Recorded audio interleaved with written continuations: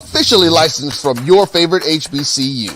Visit hbcupridejoy.com and follow us on all social media at HBCU Pride Joy on Facebook and Twitter. This is Bryan Fulford. A.D. Drew and I are co-hosts of the BCSN SportsWrap. We talk about all things related to HBCU athletics. From the games, teams, coaches, and fan interest stories, we cover it all. You can find our shows on Facebook at BCSN SportsWrap, YouTube at MyJBN Online, and everywhere you listen to podcasts like Anchor, Spotify, Google, and Apple Podcasts. You can also find the show on the Jericho Broadcast Network's app. Make sure to download. We look forward to you joining the conversation and being a part of the show. I'm returning to Clinton Paris, and Tampa's my community. I grew up here, went to school here, and my wife and I make our home here. What makes Tampa special are its people. So when I represent someone injured in my community, it's personal. Call my office and speak to a real lawyer and not some referral service. I will fight the insurance companies to get the settlement that you deserve. At the law office of Clinton Paris, we take the pain out of being hurt.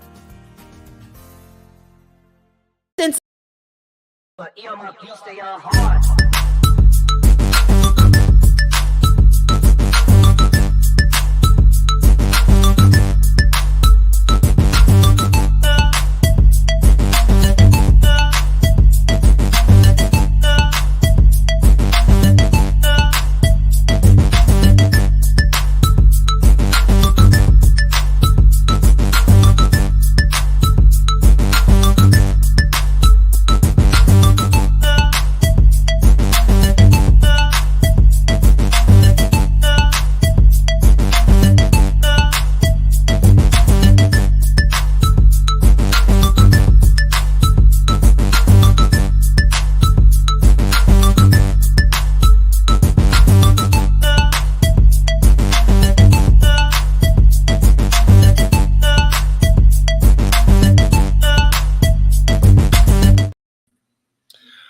Happy holidays. Merry Christmas to you all. Bryan Fulford here, live in the BCSN Jericho Broadcast Network studios in Atlanta, Georgia. A.D. Drew from his home office in southern Georgia, South Georgia.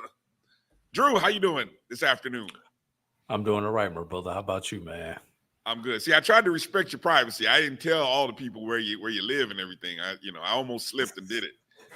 I didn't know if you want to keep your business and your home location, personal. So I said in South Georgia is where you can find Drew bumping around the counties of South Georgia. There you go.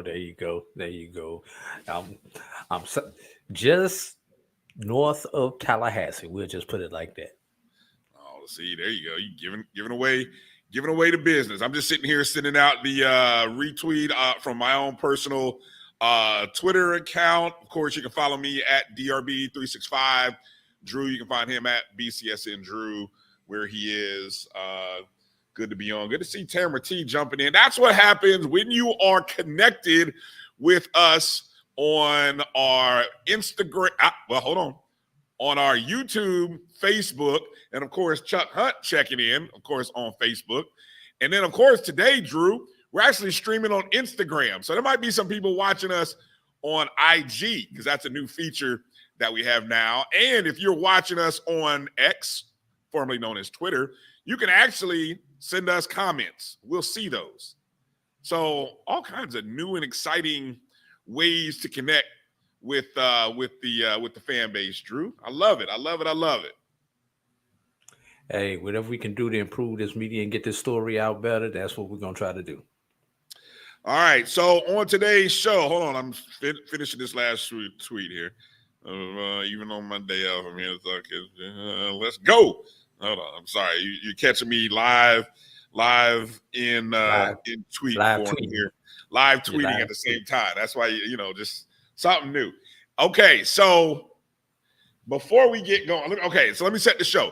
We're here for a good time, not a long time. All right, you know what that means. That means we're going to give you a quick, short, abridged version of the show. Roy's laughing. He's laughing when I said that. I want to be out of here in a decent time today. No 3 hours show today, folks. Sorry. I can hear everyone in the background going, Oh man, no Drew and Bryan for 3 hours. No, not today. Coming up very shortly, real quick. Olivia Antilla is going to be joining us. LivForHoops is her name, and if you are not following her on X, you are missing out. And if you haven't caught any of her podcasts on YouTube, LivForHoops, that's LIV4FOR Hoops, you're missing out. I mean, look, former basketball player at Florida A&M. You've heard her on the ONG Strike Zone many times, and those of you who check us out. But she's also, she's been doing Twitter Spaces. I love the work she's doing. And for you and me, Drew, as basketball heads, I mean, it's good seeing somebody else in this basketball space, especially someone like Liv. I mean, not just of course she's a woman, but I mean, Liv she be throwing some pictures up on Twitter that, be getting folks in trouble. I'm sure, not me, but they be getting folks in trouble. So, it's real cool having Liv out there. But you'll get a chance to see her, talk to her. We'll talk to her about the basketball season, Drew, coming up here. Well, the football season is officially over, Drew. Are you sad? There's those tears. Yes. Yeah, the season is over. And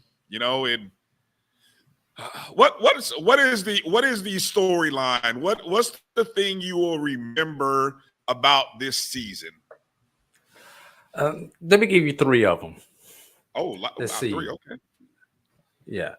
Number 1, and in no particular order, FAMU, Willie finally getting it done. That has to be the storyline, getting over the Jackson State hurdle and getting to the Celebration Bowl and winning it. So that has to be one storyline. Benedict would have to be another storyline. Another perfect season for the Tigers of Benedict. That has to be storyline number 2. And if I had to go with number 3, the changing landscape of coaching. I don't think I've ever seen so many mid-season changes with coaches and then buyouts on this level. This is something that we have not typically seen on the HBCU level. So those would be my 3 top storylines from the 2023 season.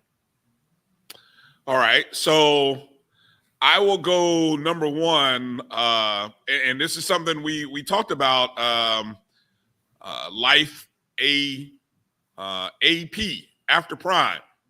Life after Prime, right? I think very significant in the first year of HBCU football without Coach Prime doing his thing at Jackson State and just the effects. I think it took a while for people to kind of move forward from that, and everything, especially when he was hot at the beginning of the college football season.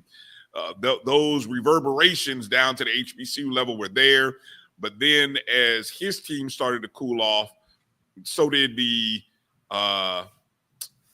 need to want to comment about him, and then it became, the hashtag Prime effect, which, a lot of people in Mississippi that, they get kind of sore when you go hashtag Prime effect. And then but anyway, so that was my number 1, Life after Prime. Number 2, how about dominance from the top? And you just named the 2 schools. I thought there was a clear tier 1 at the non-Division 1 and Division 1 level that, I mean, you had clearly Benedict was on a level and no one else was there. Maybe Virginia Union. Maybe. But even the Virginia Union season this year wasn't as dynamic as it was last year. Let's be honest, if we are. And then FAMU was on a tier by itself. I know North Carolina Central, got people excited and a little moist early, but they flamed out in the end. Howard kind of came out of came out of nowhere, but nobody really was counting except for people in DC. Maybe half of them weren't even counting on Howard doing what they were doing. So I think the tier for FAMU and Benedict, it was like them, and then there's everybody else. They were chasing their own success, right?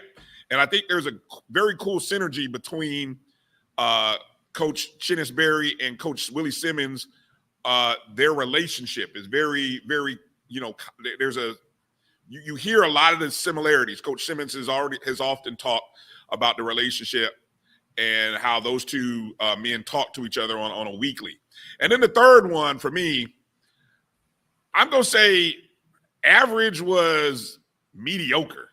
Everybody else, I'm sorry, what happened to tier 2? The fact that there was only one team in tier 1, everybody else was real. They had flaws. I mean, big flaws. I mean, I don't think anyone else really. I mean, come on, if you really think about it, Central was in Central and FAMU would have been tier 1 on the FCS level. Yeah, despite the fact how Central faded at the end, they were tier 1. They were tier 1. But I think Central was flawed to the point Central that was a clear one. Central wound up being a clear 1A, just like Virginia Union wound up being a clear 1A. But they were both tier 1 teams. I wouldn't say one. You got beat by 50. There's like 1, and then there's 2. There's 1 and 2. I would give you 1A for Virginia Union, but when you got beat by 50, or 30, excuse me, you got beat by 30, 50 to 20. Somebody beat you by 30. That, to me, that's significant. Okay, so I'm just going, but where was everyone else? The average was really average this year. It was really mediocre. I mean, there was a lot of teams with 4 losses. A lot of teams. I mean, what really should have been a story should have been the SIAC. Okay, but at the end of the day, because nobody really challenged Benedict, it ended up being Benedict and then everybody else. Although the SIAC was fun, so maybe that should be my number 3. And that the SIAC race, the conference was fun. That was the most enjoyable conference to cover and watch. It really was. But everybody else was average, and that's going to be interesting, Drew, because of the coaching turnover and the how young coaches are in terms of their tenure. That's what I think really we're going to come away watching and kind of seeing what that looks like in the offseason and the recruiting cycle and so on and so forth. You agree, disagree with that? Yeah. I could give you those. But you spoke about the SIC. I think that would be, if we expanded the list of 5, that would be top 5, because the format with them changing to the top 2 instead of East-West almost allowed for some yakkish stuff to happen at the end of the season. But there were multiple teams who were in the race coming down to the last 2 weeks, and there were 4 teams. There were 6 teams last. I think there were 6 teams. 4 teams on the last week. 4 teams in the last week had a shot at getting to the championship game with Benedict. And 6 teams on week 9 had a shot. Yeah. And the fact that you had your top 6 teams playing head to head in week 10. Great schedule. You could not, if you're Commissioner Anthony Holloman, you could not have dreamed of a better scenario.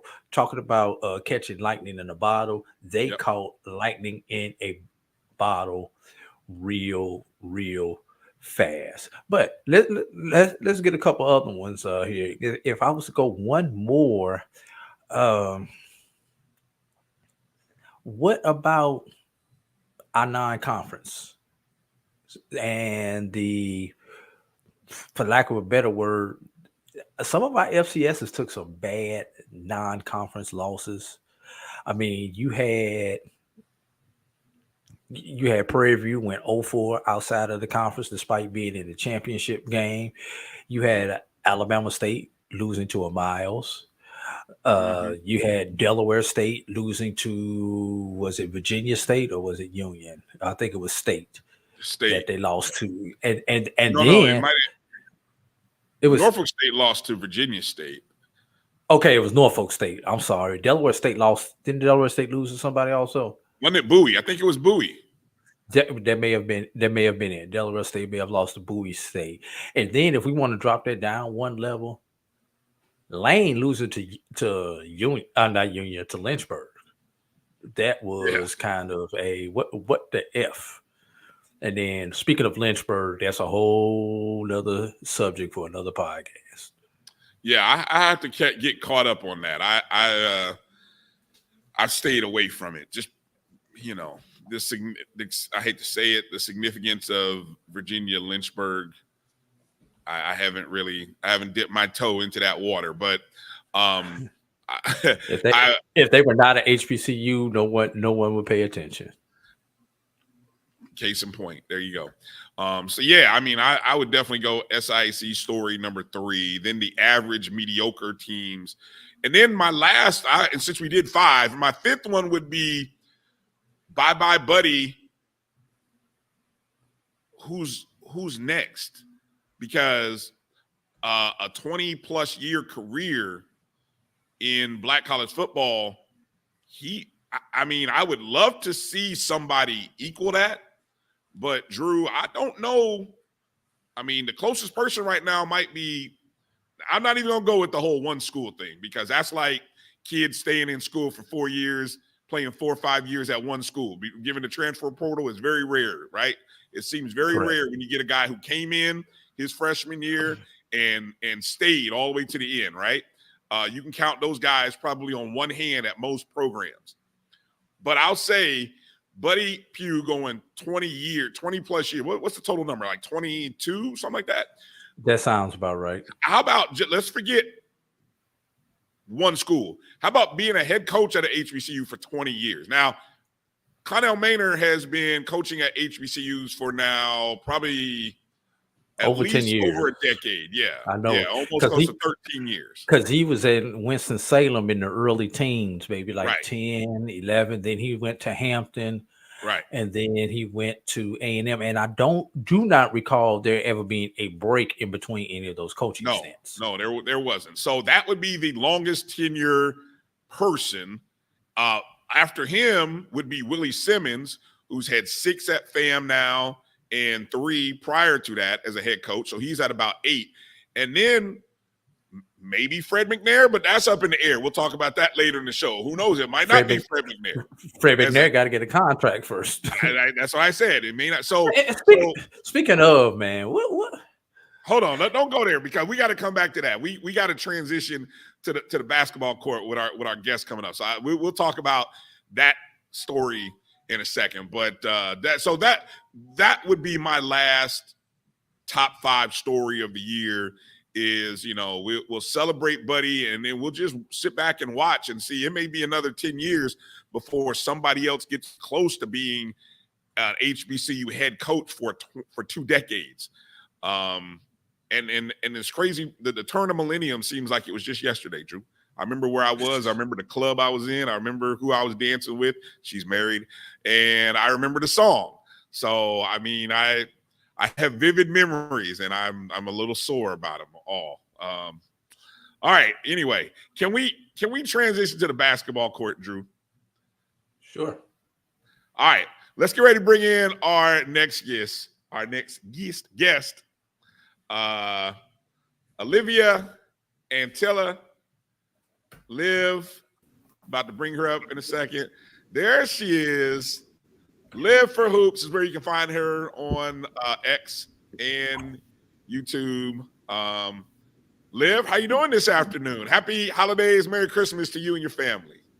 Yes, happy holidays. I'm good. How are you guys? I'm doing well. I hope my introduction wasn't like awkward or anything. Wasn't crazy. No, not at all. Okay, all right. You know, I got to catch myself at times. I'm sorry.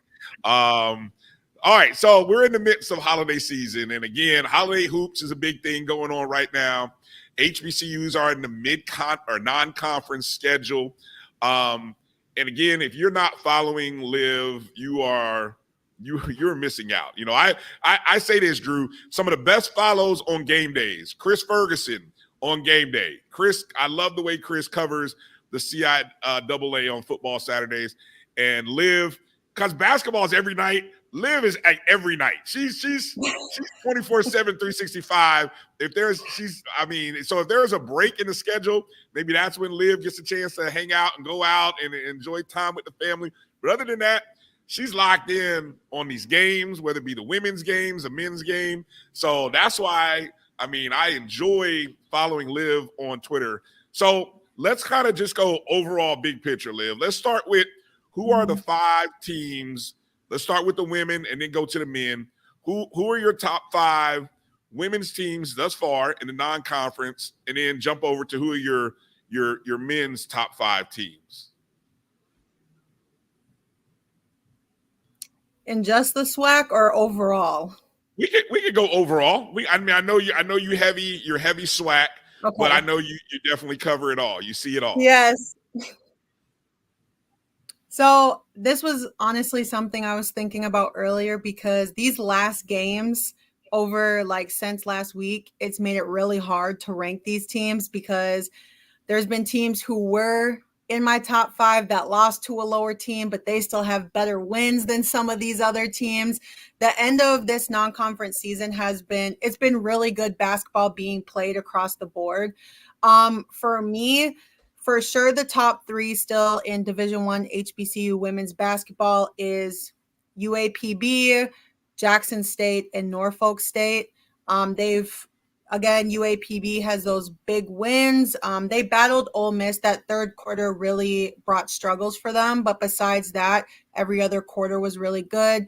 Jackson State, they've had good wins versus St. John's, who is out of the Big East. And obviously, Norfolk is leading the way with 8 Division I wins. And they have 2 games left in their non-conference, so they could possibly hit that 10-win mark.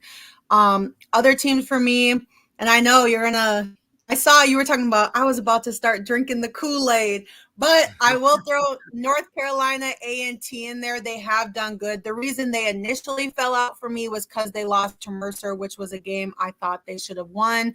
But they had a really, really good showing at the Stetson Holiday Tournament this past week. They looked like a well-oiled machine, which is what they usually always are.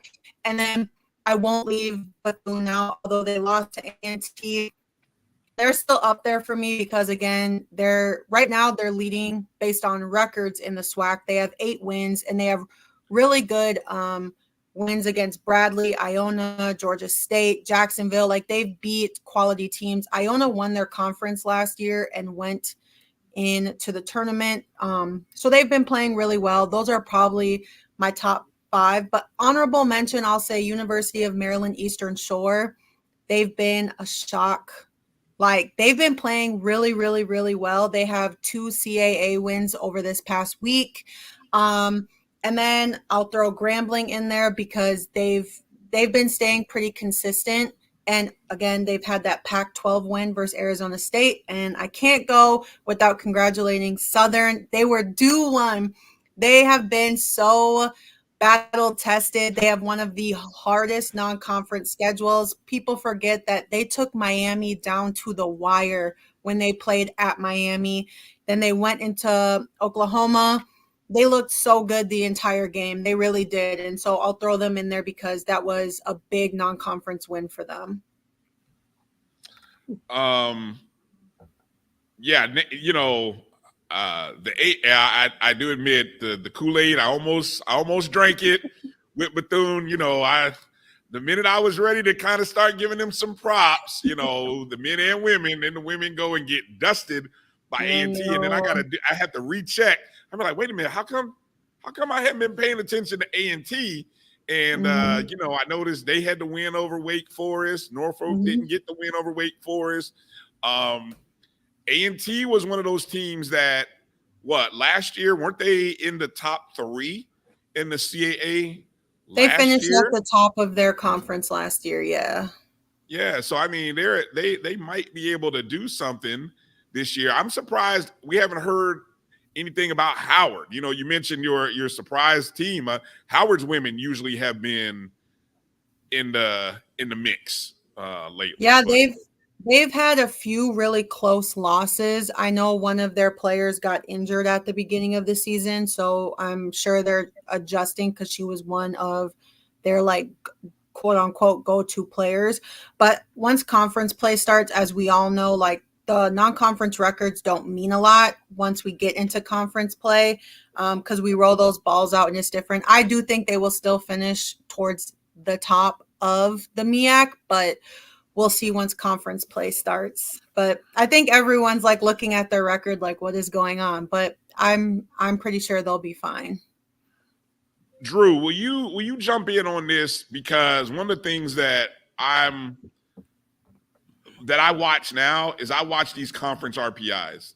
Because you and I will get to talking in late February and March about the importance of your conference rating. And it should be noted that the SWAC right now, out of 32 conferences, right, has a conference RPI of 13. And I don't know if I've ever, since we've been doing this, Drew, I don't know if I've ever noticed the SWAC being in the top 15. How about the first upper half of conferences for their women's basketball?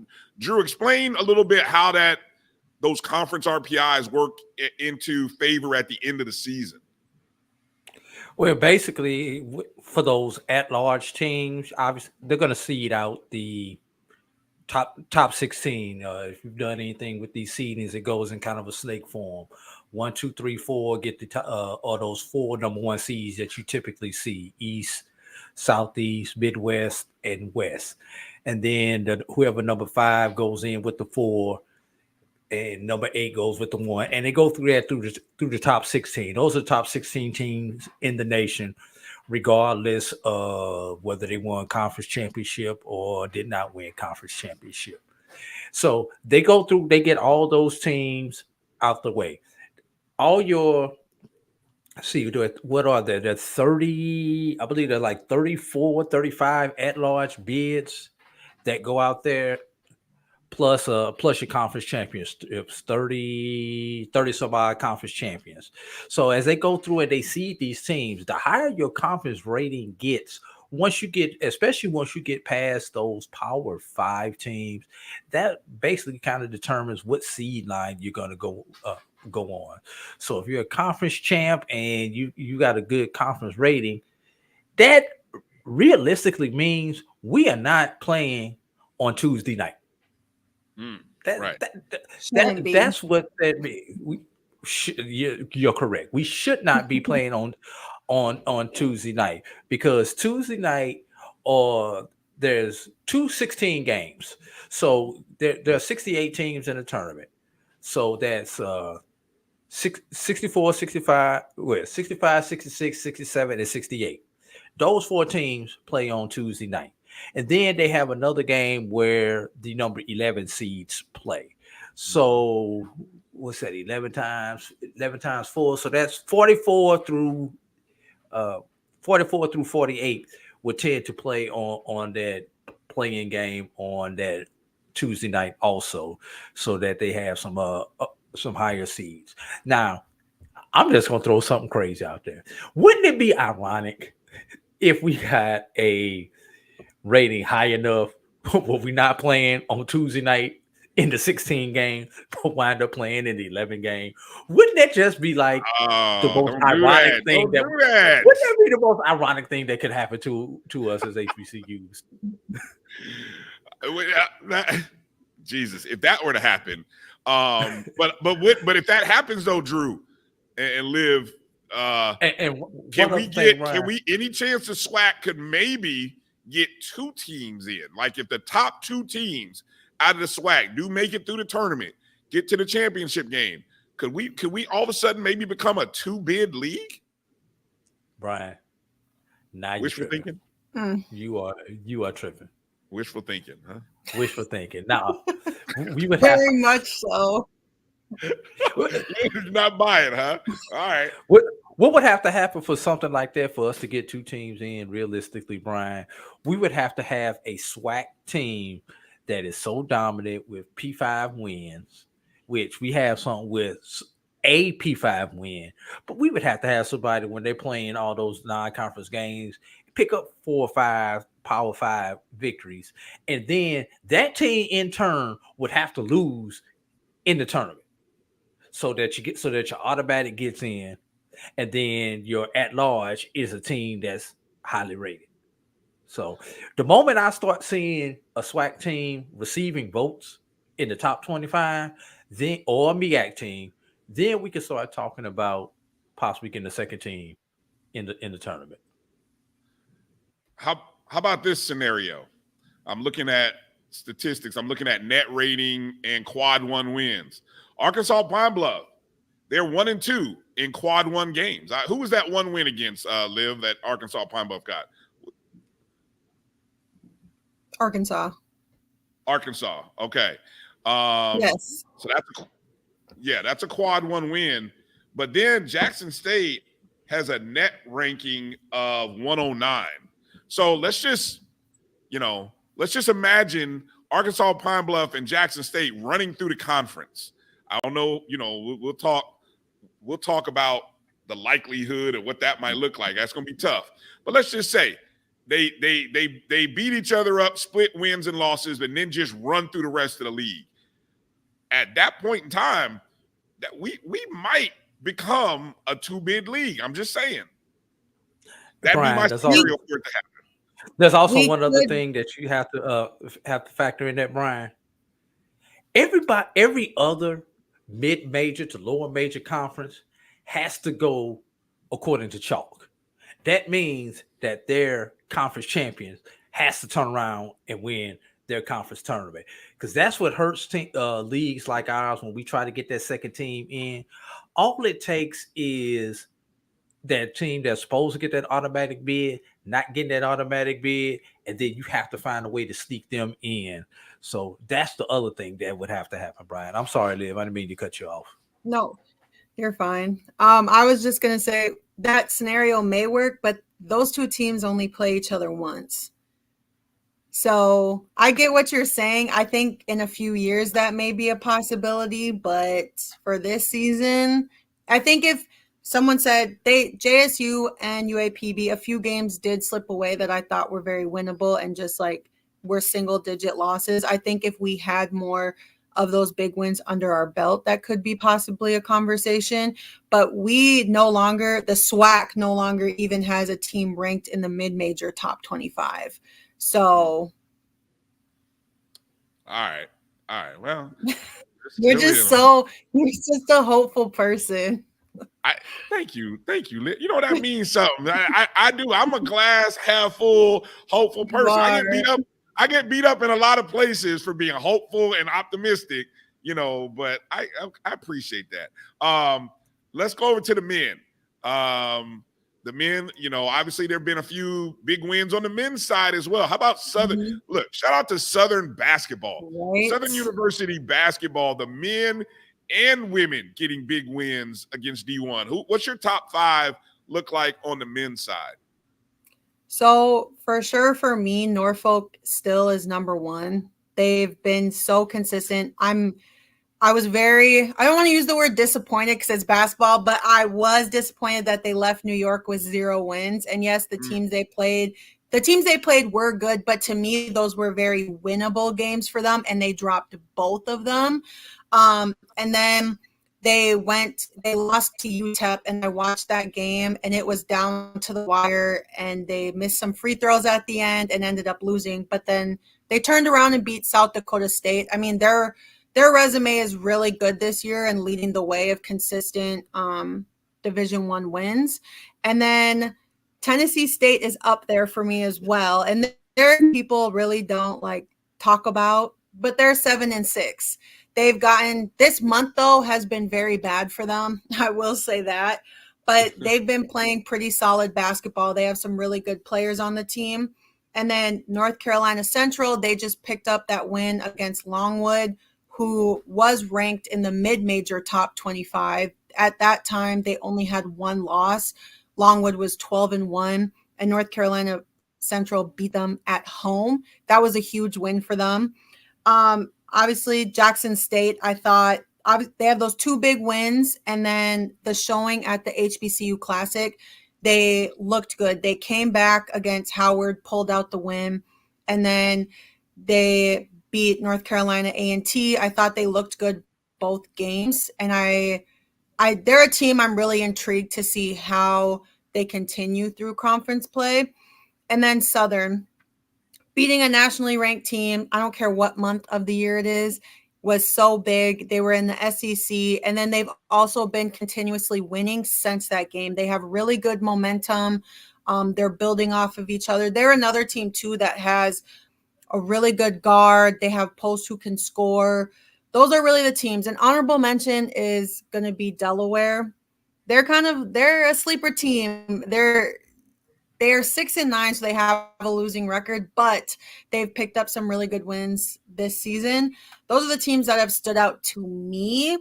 But as I've been watching through these men's games, there is a lot of good teams. Like Howard is a good team, but they seem to not be able to pull games out at the end when it matters. And I said this earlier, the SWAC is really going to come down to which post player wants to be the most dominant, because every single team has a really elite scoring guard. And that's pretty much their go-to person is that guard. So it's going to come down to whose big man wants to be done. Recently ranked, they were the longest team within the ranking, and their women's team is still ranked in the mid-major top 25. So both of their teams, both men and women are doing so well to start this season. Drew, you got anything you want to jump in there and ask Liv? Yeah, Liv, I know you primarily focus on the Division Ones, especially the SWAC, but I kind of follow the Division Twos and the NAIAs also. But I'm just going to ask you a general question about schedule format. At the lower levels, we see that they begin their conference play. Some of them begin as early as November. A couple of conferences even begin before Thanksgiving on the lower levels, where on the Division One level, it seems like everybody waits until after Christmas and then tries to cram in 16, 18, 20 games within those 8 weeks after Christmas. And then as a former player, what do you say about that type of schedule? Would you prefer that the schedule be kind of spread out where you can kind of get a couple conference games in, play a couple of non-conferences before you get into the beat of the schedule? Or do you like the fact that you're almost literally playing every other day, 3 games a week once you come back from Christmas break? I mean, personally, I liked playing twice a week, but that was just me because I loved playing. I understand the format because coaches want to be at their – it's like you want to be playing good basketball come conference time and then great basketball come March. So I feel that format would never change, because if someone plays someone earlier and then they slip up and they lose, they're going to be like, man, we should have waited till February to put them on the schedule. But yeah, like for instance, the CIA, most of them have played 3 to 4 conference games already. Same thing with the SIAC. Yeah. So I understand that format. I think, with the traveling that comes in conference and then you're hosting at home, I understand why it's that way. Teams, I really think it comes down to teams just want to be playing the best basketball. And then most other Division I, like schools, they follow that format as well. So when we're playing these money games, people don't want to be like playing a random team in the middle of March or February when they're like getting ready for the Big Ten tournament and then slip up and have a loss at the end of the season or something like that. Yeah. And for those who are not familiar with that format on the Division II, most of the time you played your cross-divisional games in November and December, and then you stay within division once you come back in January. And like you say, that reduces the travel, so you're only playing your side usually when you come back. And I've coached both ways when I was coaching, where we had where we had the schedule starting early, and then the schedule starting, January, and trying to cram everything in. So I've seen it both ways. Go ahead, Brian. I saw you give a shout out to our guy, Coach Chris Wright in Langston, who are currently ranked number 2 in the nation. Number 2 in the nation. Yes. And last year, one of my friends is a coach on that coaching staff. So I was very in tune with Langston basketball last year, and they were nationally ranked almost the entire year last year. He has turned that program into one of the best NAI programs in the nation. And to be honest, I threw it out there. I said I would love for a D1 HBCU team to throw Langston on their schedule next year, because that would not be a walk in the park. And it'd be a bad day for somebody. I added schools. I added schools. I was like, if you claim you're as good as you are, throw them on your schedule. And Coach Chris Wright was like, we got 2 open slots. Who's trying to add us in? Coach Chris Wright trying to interview for a job with that if he gets that dub. That's what that is. Hey, then what hasn't he done? We've been following Coach Wright for about 4 or 5 years, Drew. And I mean, the man can coach, he can recruit. Like you said, what he's doing at Langston is big time. Big time. No, he was at Talladega. And they're still currently. Yep. And he brought a few of his players and assistants down there to Langston with him. And they have a well-oiled machine. I know they hit the portal for this recruiting class, and they get high major, like mid-major D1 dudes, D2 dudes who are the best players on their team to come play for them. So it's definitely like they can play for real, and they're still undefeated. I'm excited to see how they progress, because last year they did drop the first game when it came to the national tournament.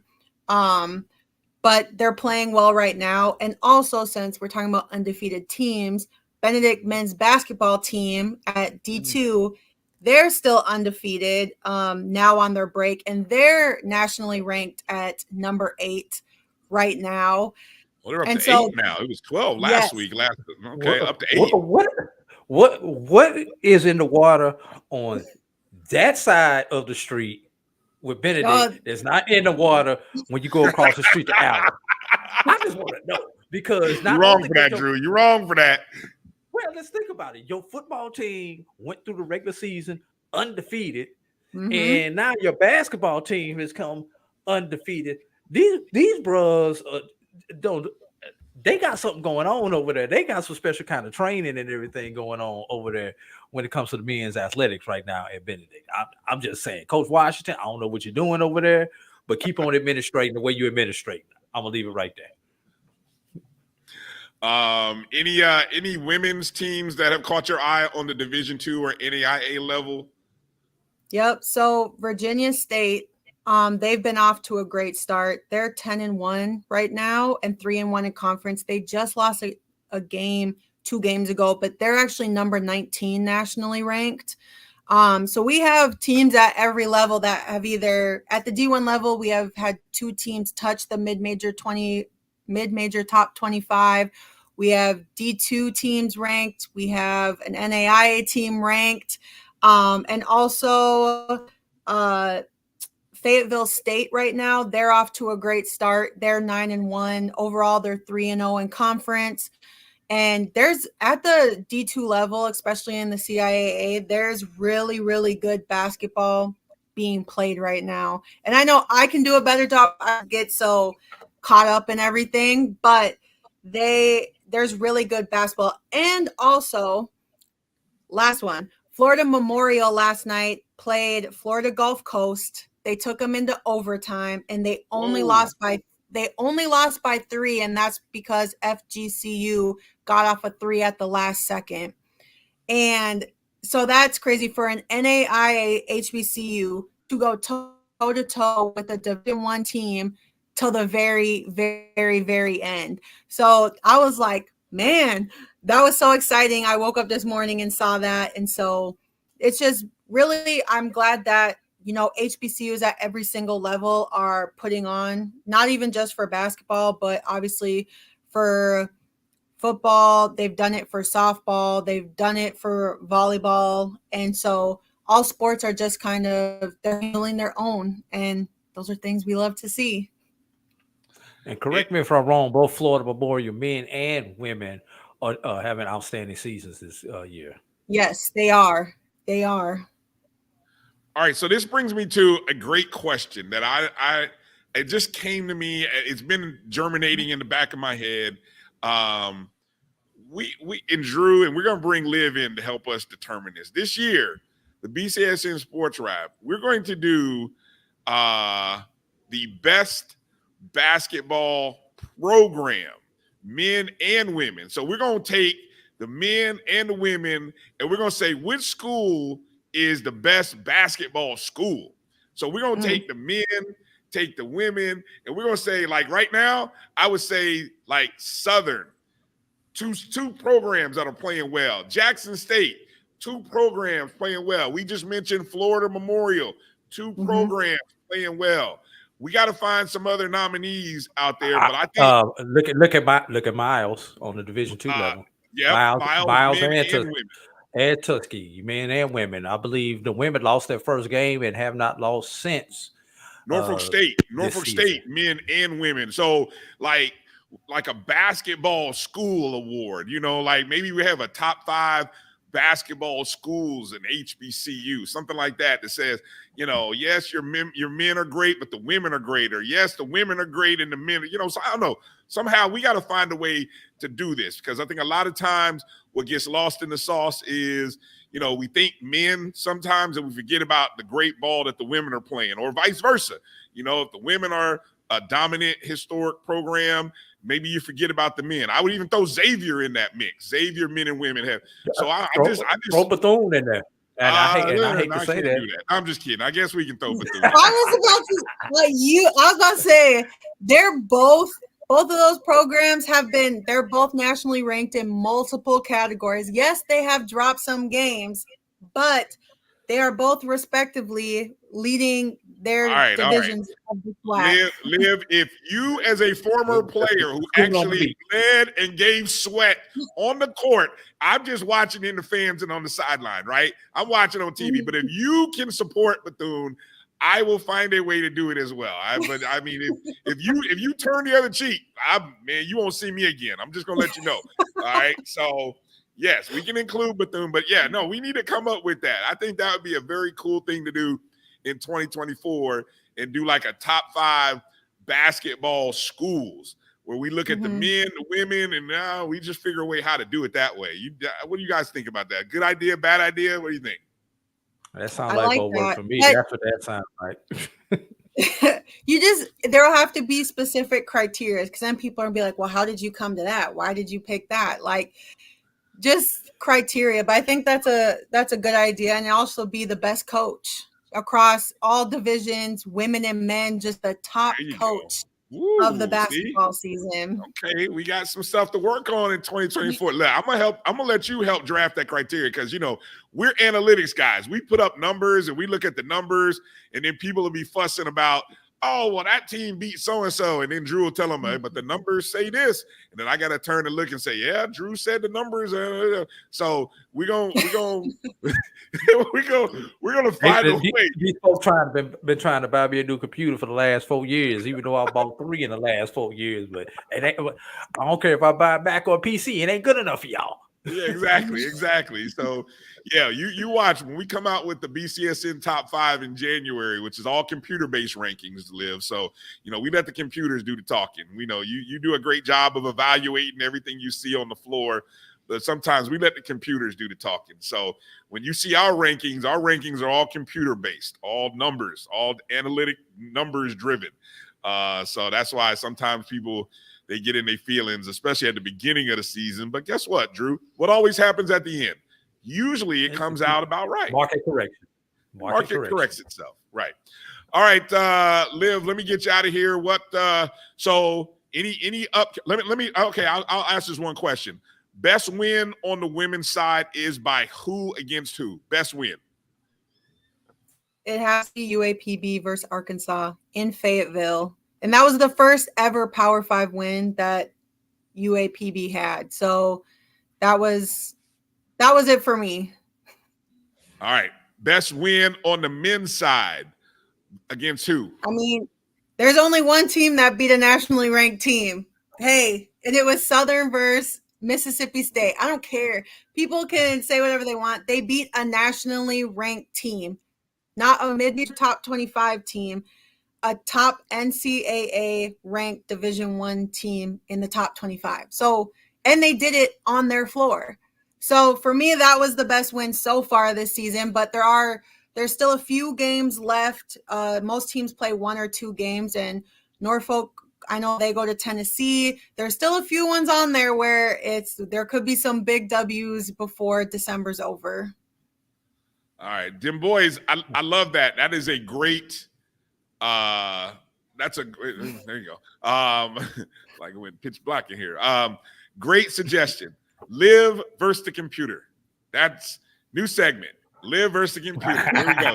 There we go, Drew. We'll see. We'll see. There we go. We're gonna add some fire to this one. Live versus the computer. All right, Liv. Give a shout out. Let people know where they can follow you, where they can support all the good stuff. Okay, 1 second. Because yes, I know JSU beat Missouri, but Missouri was not nationally ranked. They were both SEC teams, and one was nationally ranked and the other was not. Was that a good win? Of course it was. But come on now.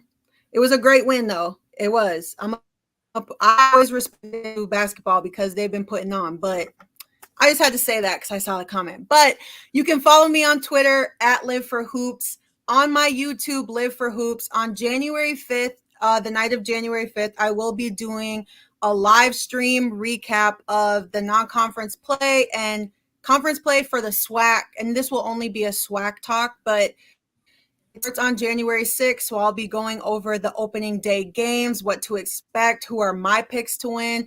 So you should subscribe to my YouTube. It's just LivForHoops.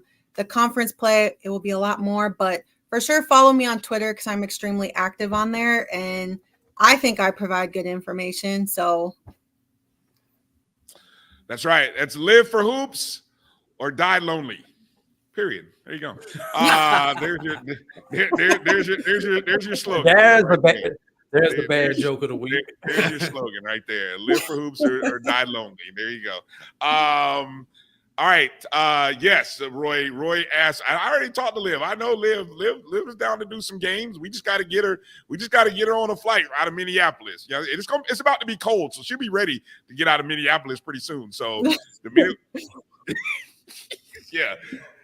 So there we go. So all right, Liv. Merry Christmas to you, your family, and everything. I appreciate you. We appreciate you in all the spaces and places that you've made a difference this year, not only with the ONG, but with us and just everything in the HBCU diaspora. You are a great, I guess I could say new, but you're an excitingly new voice in this space. And I'm glad to see that people are gravitating towards your content. So Merry Christmas to you, Liv.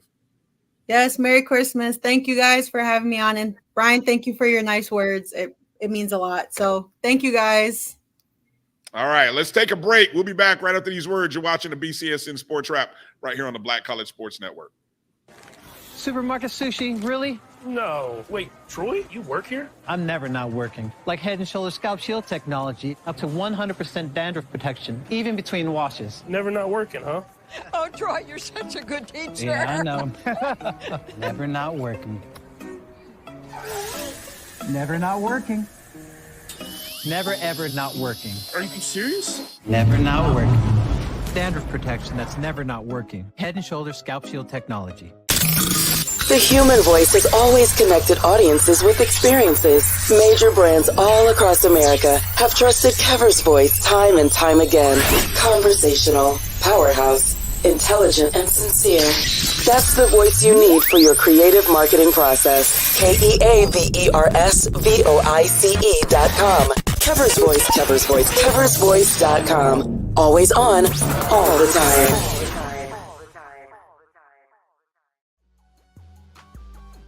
This is the Dean of the College of HBCU Sports, Kenyatta Cavill of Dr. Cavill's Inside the HBCU Sports Lab with Mike Washington and Charles Bishop. Come mix it up in the lab where the course lecture is in session every Tuesday from 6 o'clock p.m. Central Standard Time on Facebook Live, YouTube Spreaker, or the BCSN app, as we discuss all things about the HBCU sports culture, including exploring the week that was in the sporting HBCU diaspora, as well as the upcoming week of HBCU Sports. With me, the Dean, the College of HBCU Sports, on Dr. Cavill's Inside the HBCU Sports Lab with Mike Washington and Charles Bishop. Course lecture dismissed. At Hampton Law, our primary goal is to provide non-traditional yet effective solutions and redefine the approach to client legal concerns. As your trusted legal advisor, we believe in sophisticated, personalized services that eliminate the confusion and complexity sometimes associated with legal matters. Our high standard for client care and concern, coupled with our extensive legal knowledge and skills, make Hampton Law a resource focused on the protection of the client's interest and overall goals. We value our clients and truly enjoy working with them. Visit thamptonlaw.com to conveniently schedule an appointment online. Tamika Hampton Esquire, 1631 Rock Springs Road, Suite 336, Apopka, Florida, 407-494-1471. thamptonlaw.com. Majesty is a premium health and wellness tea line focused on bringing delicious yet healthy tea blends to the community. Filled with an abundance of vitamins and antioxidants, we work to blend teas with exotic spices and fruits to produce scrumptious and wholesome beverages. So check us out at mymajesties.com. That's MyMajesties.com. My Majesties, an Urban Passport member.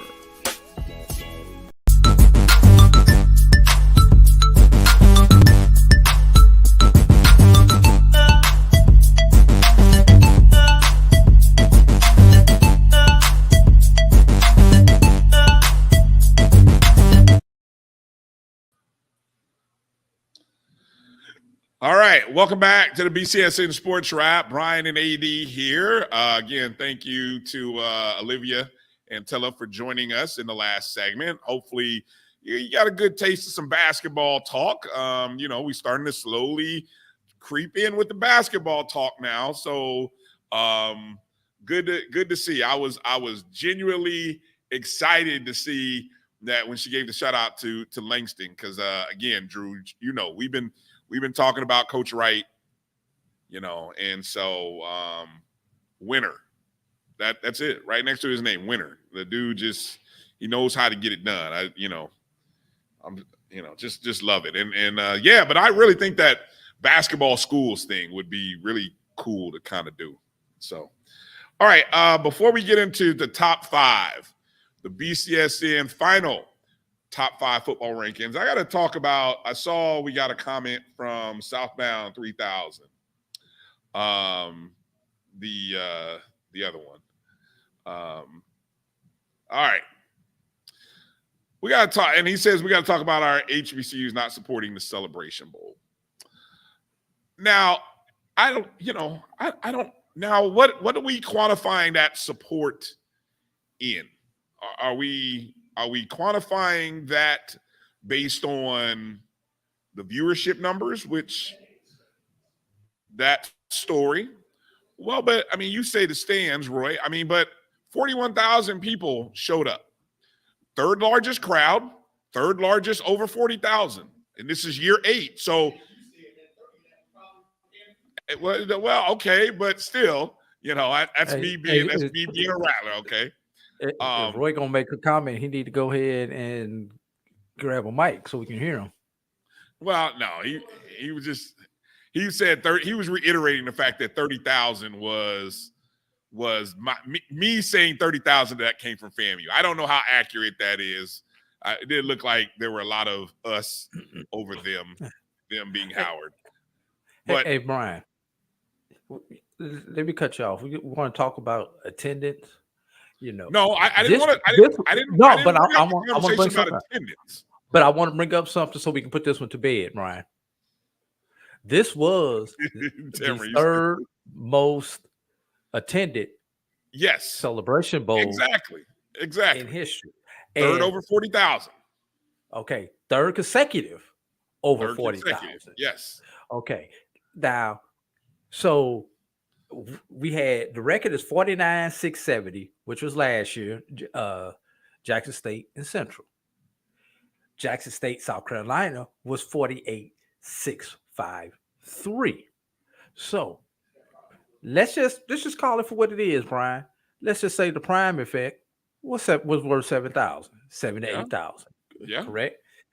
So what you did not have this year was a number of casual fans, because we can consider those 7 to 8,000 casual fans.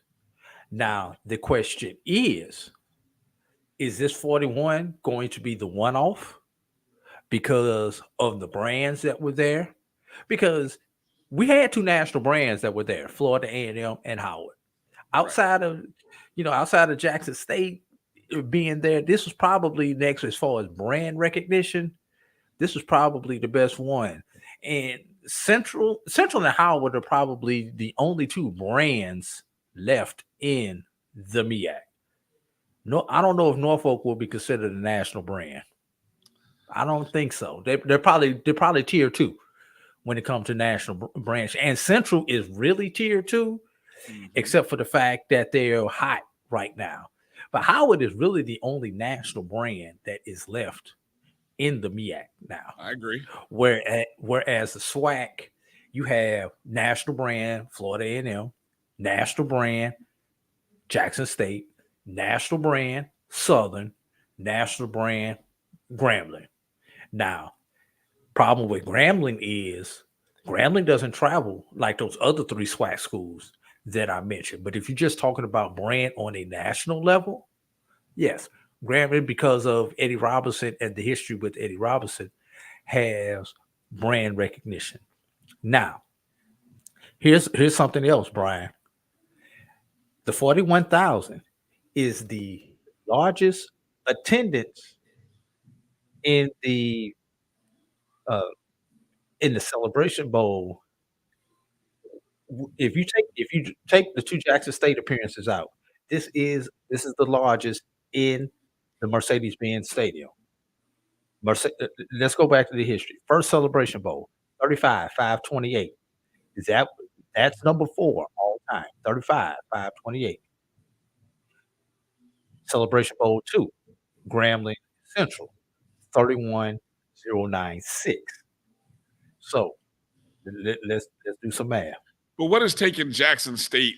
Why take them out of the picture? I don't get that. No, I was just bringing it. The prime effect. I got it. Since we moved to the bins, this is the largest non-Jackson State game since the game was moved to the bins. First game in the bins, Brian, 25,873.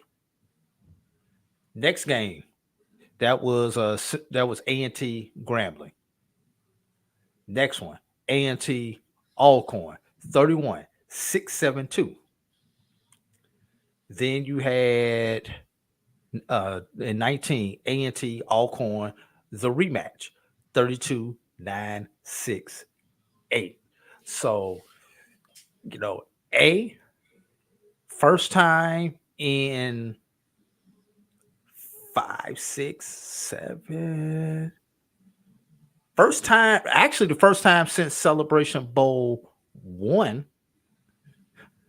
No, since Celebration Bowl 2 that you've had two new participants. No, let me take that back. So a couple years ago, we had 2 new participants. So there are a lot of different dynamics that you can read into this. So I guess where I'm trying to go, Brian, we still don't have enough data to make a truly deep analysis. Because when you think about it, Brian, Howard is the 4th MEAC team to participate in the Celebration Bowl. Only 4 MEAC teams. SWAC has had 1, 2, 3, 4, 5 SWAC teams. And the SWAC and the fifth SWAC team is a former MEAC team. So let's just sit back and collect more data. That's the only one thing I want to go with the attendance. Now we can talk about the viewership if you're ready to get to that one. Well, okay. So back to the original question. The original question was about supporting the Celebration Bowl, and I think there's two different ways that you support the Celebration Bowl, and that's by being in attendance or watching it. Okay, I think both of those are factor into that whole our HBCUs watching the Celebration Bowl. And I would say the hardcore, the diehards are watching. HBCU Nation watched. The numbers were over 1 million. You had the most people, the second most watched FCS game, third most watched bowl game that day. The most watched HBCU football game of the season was all that day. Okay. The attendance, you already gave the numbers, third consecutive 40,000. I mean, I know a lot of times we want more. It's like writing a headline. And I, a headline can be misleading. And I think the initial headline that I read from HBCU Sports kind of talked about the lowest number of viewers, so on and so forth, right? But there's perspective that needs to be taken in consideration of average viewers. Like you had other things go on that day, right? You had NFL games, you had other bowl games, so and you talk about I believe there were, if correct me if I'm wrong, there were 2 bowl games and an NFL game on concurrent with at some point during the first half, with the Celebration Bowl. Yeah, at some point during the first half there was. And then and let's be real, there's always a basketball game on during that time. Yeah, but again, go back to the main question about support. Now, did the engagement, and I guess you'd have to wait for more numbers to find out from the Celebration Bowl. And I know Mr. Grant always kind of catches our show and watches every now and then. I'd love to know social media engagement. How did it track? Did the Band of the Year competition help, with the tracking of engagement? I think everybody is starting to buy into the idea that the Celebration Bowl is a destination bowl event. Now, whether your team is in it or not, okay, it's one of those things where, to each his own, but I will just say my own experience from having been there when my team wasn't in it, I had a heck of a time. I enjoyed it. I loved it. It felt like the Super Bowl. And those of you, if you ever get a chance to go, if you are an NFL fan, you want to be in the host city of a Super Bowl that weekend going into the game, because it's like, being drunk off your favorite sport. It's there. And if you love HBCUs, love HBCU football, you want to be at the Celebration Bowl. You do. You want to be there. And there are a lot of events, a lot of shows, whether it be our shows, other networks, a lot of people doing stuff, and everybody's getting smart and creative. And you're hosting stuff at locations at different sites. The parties, we know we know there's a party going on every block, right? So I will clap back to a degree and say that the HBCU, diaspora didn't show up. I think they showed up. And now the question is, can we keep that momentum? And I'll say this final thought. If Howard sustains their level of success, their slow growth, they're 2-time conference champs, if they turn that into an 8-win, 9-win season next year, okay, and they get back to the Celebration Bowl again, I think you will see twice as many Howard fans as you saw this year. Yeah. That's my final thought. All right. I think it was Israel brought it up. With all due respect, Israel, Alcorn is not a national brand. We're talking about that national brand. I got to go back, and Tamara is defending us in the chat. That's why I want to go back and help Tamara out. Israel, if you could name somebody on a national level outside of Steve McNair that has, in reference to Alcorn football, please drop it in, because the only way non-HBCU fans know about Alcorn is because of Steve Air McNair. So, when we talk about those other schools that I'm in, I mean, Southern not only has NFL Hall of Famers, but they've got the band to go with it. Jackson State not only has the band, but they have Hall of Famers. Florida A&M, Hall of Famers. Howard, Howard has celebrities that goes with them, along with the vice president, along with, the color commentator of the game, and Jay Walker. So Howard has a lot going for it when it comes to that national brand. I'm sorry, Alcorn just doesn't have a whole lot to associate with it once you get past Steve Air McNair. And Bryan, also, you're not making any trips to Mississippi anytime soon, Drew, are you? Look, I've talked to people who are Alcorn alums, and I've said the same thing. So okay. and they know, they understand where I'm coming from when I say that. Also, one other thing that people don't know is the Mercedes-Benz Stadium, Monday, Tuesday, and Wednesday of the week of the Celebration Bowl, had the Georgia High School Championships there. So they turned that stadium over from Wednesday to Friday to get it prepared from Wednesday to Thursday to get it prepared for the Battle of the Bands, because just like the football teams got their walkthroughs on Friday, the bands had their walkthroughs on Thursday. So because of that, and this is the first time that the Georgia High School Championships have been back in the Dome since, I believe, 2018 or 2017. So, just the fact that they happen to occur the same week, because it got moved back a week this year, a lot of casual fans did not want to go back down to the Dome the second time that were in the Atlanta area. All right, Tamara with a walk-off shot. You can drop the mic on that one, Tamara. You can just push the keyboard away. Don't say anymore. Don't say anymore. You just all right. Y'all gonna learn to start. Y'all gonna learn to argue with Tamara T. Y'all gonna leave my girl alone. Leave my sister girl alone. I got your back, man. But okay. Hey, I appreciate the question. Appreciate the thought. I would love. I can't wait to see more metrics from social media engagement regarding the Celebration Bowl. But again, I think fast forward. I think and here's what I've noticed, Drew.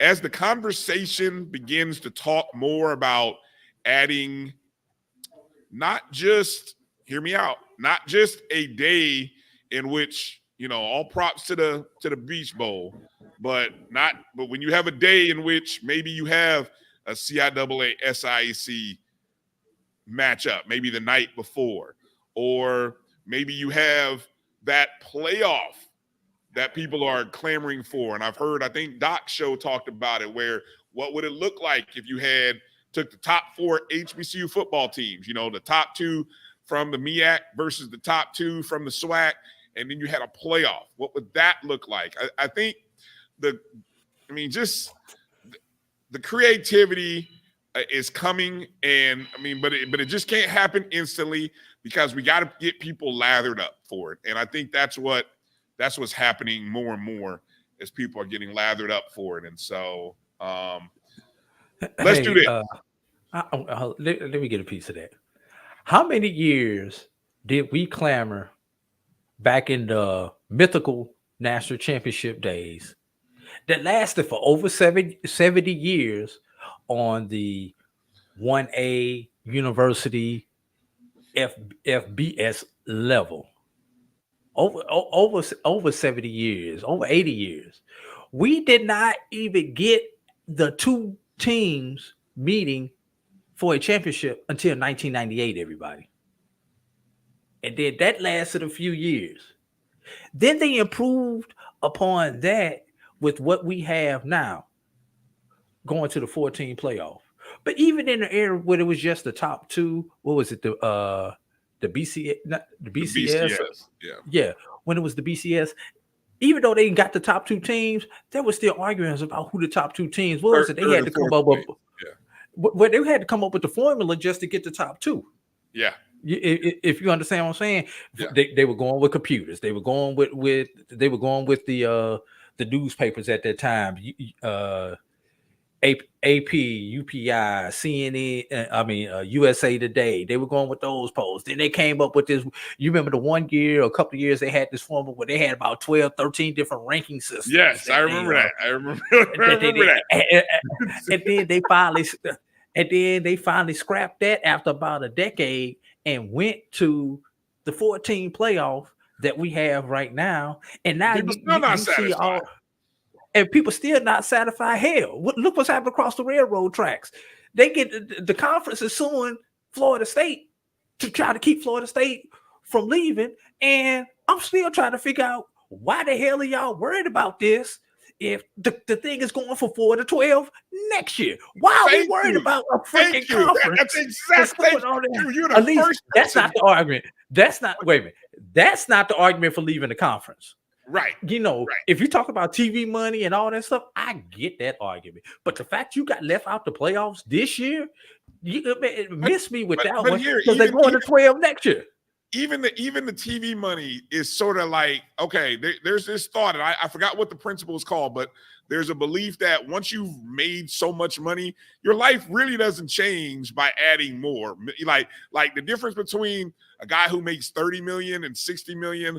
Look, I know you're going to say, oh, he's got 30 more million. I get the joke. I get it. But in terms of, like, does your life really change if you're a 30 millionaire versus a 60 millionaire? No. So in the world of college athletics, if you're making 50 million as a school and the other school's making 25 million as a school, are you really changing? Is your life any better? Are your facilities any better? Really? I mean, are you adding more sports, more players than the other school that's got 20 million more?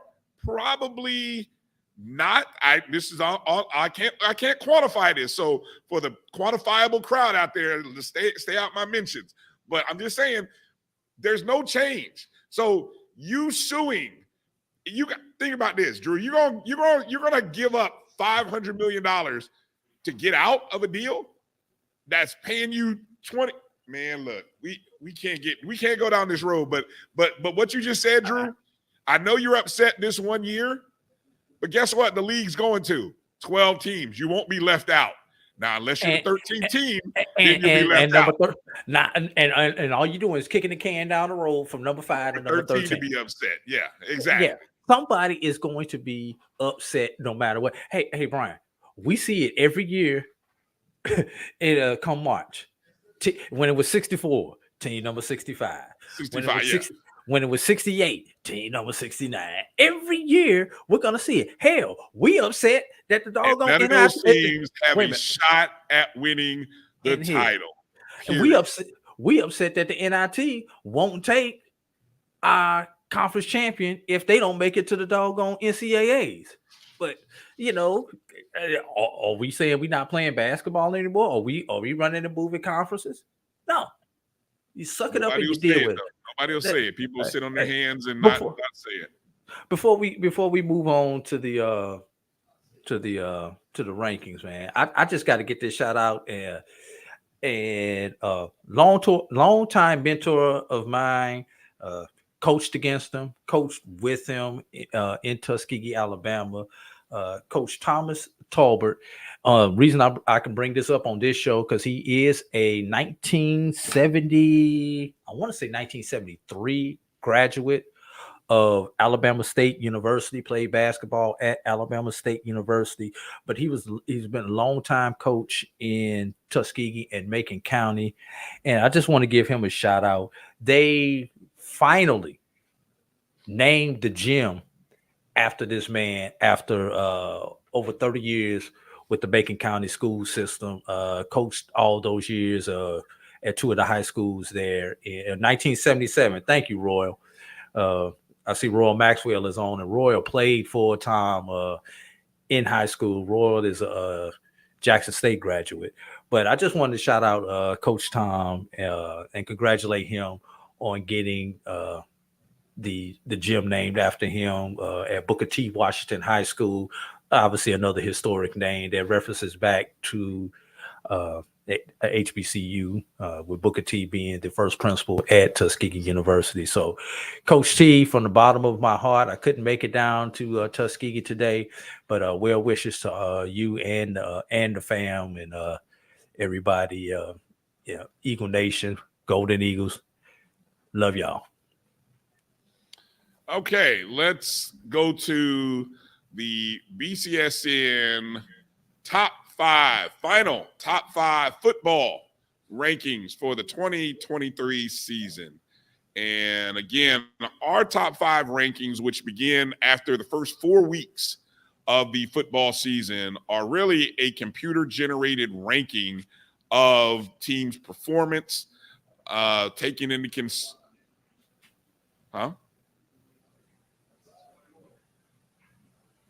Okay, I'm not. What are you telling me? I don't know. My producer's telling me something here.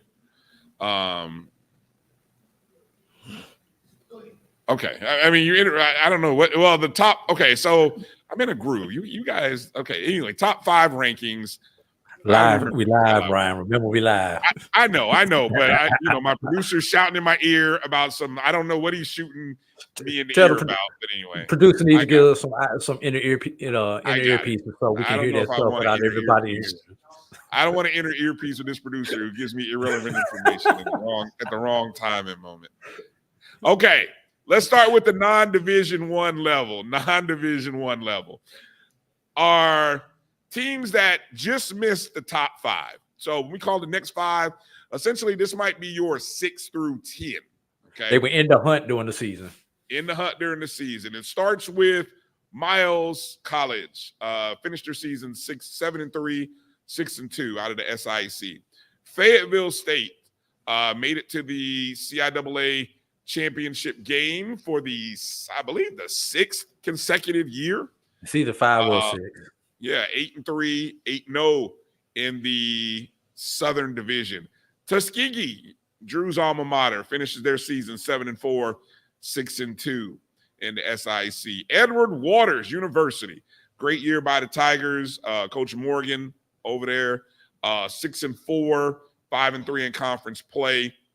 And then Johnson C. Smith rounds out the top 10, 6 through 10, by finishing their season 7-4, 6-2. Technically, they went to the bowl game, the Florida Beach Bowl. That was the 4th. Yeah, that was number 4.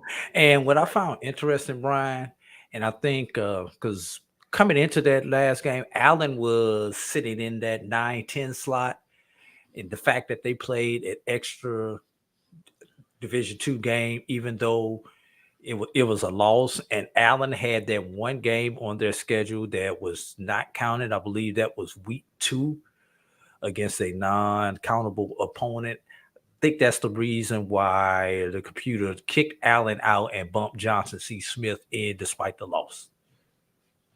All right, let's get into the final top 5 rankings. Finishing the 2023 season at number 5, Florida Memorial. The Florida Memorial Lions finished 6-4, 5-2 in the Sun Conference. A great season for Florida Memorial as they really set some first within their play in the Sun Conference. And this is a program, Drew? They reinstituted their football program during the pandemic. Yeah, 2020 during the pandemic. So this is just season 4. I think they'll be an exciting team to watch and keep track of, because they had more than a couple games where they had over like 600 yards of offense. I mean, a couple games where they even hit the 700 mark.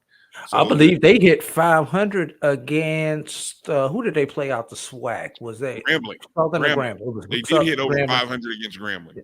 Yes. Yeah. So congratulations to Florida Memorial. Number 4, Virginia State Trojans, 8-2, 6-2 in conference play out of the CIAA. And no one will forget, Virginia State was rolling, got the opening season win against Norfolk State, and then I think they ran off 7 in a row before they stumbled, and then they lost 2 of the last 3, including their game against their rival, Virginia Union. Correct. Number 3, Fort Valley State. The Wildcats finished the Florida Beach Bowl champions, 8-3, 6-2 in conference play. This is a team, Drew, that I'm glad to see the computers thought as highly of this team as I did in some of my polls, because I had Fort Valley State as a top 5 team, and I know a lot of people's polls did not. So I was glad to see the computers were thinking like I was based on the performance I saw on the field. So congrats to Fort Valley State finishing number 3. Number 2, Virginia Union, 10-2 season, 7-1. They won their first CIAA football championship for the first time in over 20-something years, if I'm not mistaken. Program's going in the right direction. Second year in the Division II playoffs, and what Dr. Parker is doing with those guys is really impressive. And Union is a team that I think is here to stay in the mix. Our number 1 team, the Benedict Tigers, for the second consecutive year. Benedict. Tell me, got to put the one finger up like he at church next time he do that. Yeah, excuse me. Benedict 11-1, 8-0. Second year in a row that Coach Chinnisberry led that team to an unbeaten regular season. Only other time that happened, or the last time that happened in the HBCU football world, was Connell Maynard doing it at Winston-Salem State. Coach Berry goes on after his success at Benedict. He'll be now coaching at South Carolina State. And I think we're still waiting to see who will take over the Benedict job. But, in summation, congratulations to Benedict College and what they've done. And whoever it is, hopefully they continue on with the tradition, because Coach Berry has left it better than when he got there. And at the end of the day, that's what it should always be about as a coach or even an administrator. Your thoughts, anything you want to add on Benedict, Drew?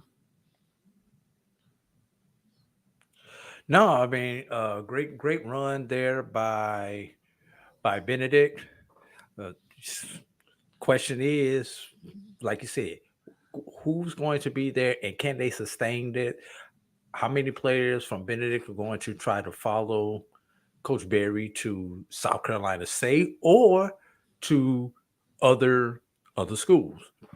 So there's a lot going on in Columbia, South Carolina, because I've got those same questions about Allen, right, who's right across the street from Benedict. So, but once again, kudos, congratulations for Coach Berry. You did what you were supposed to do.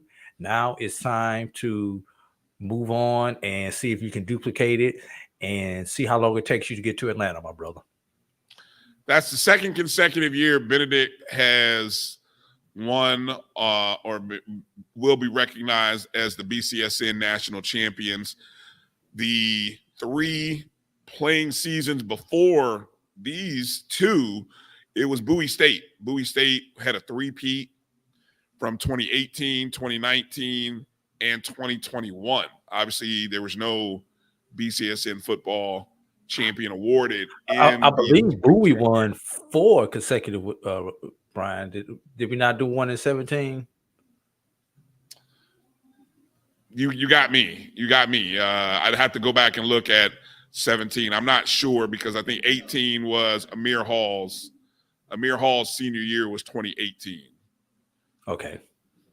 Yeah. All right. All right. Let's go over to the men's, not the men's, Division One. They are the men. The big boys. The Division One FCS level top 5 final rankings for the 2023 season. Schools that were in the hunt and would finish 6 through 10 if it was a normal top 10. As you can see, 4 schools out of the SWAC, but number 6 is Hampton, which Hampton finished 5-6, 3-5 in the Colonial. Pretty good season for Hampton. Many people picked them to finish dead last.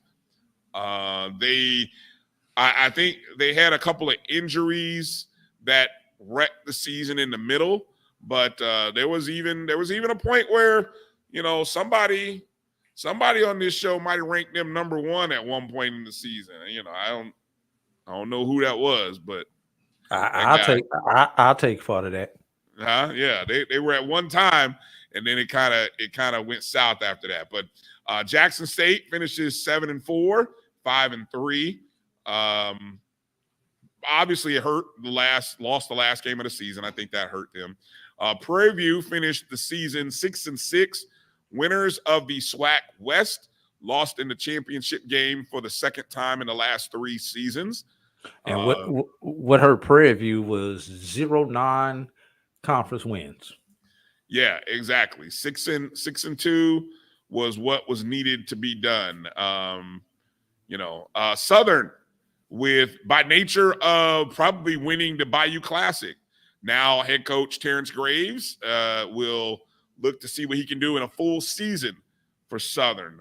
They finished 6-5, 5-3 last year. And then Alabama A&M comes in last, 10th, 5-6 overall, 3-5.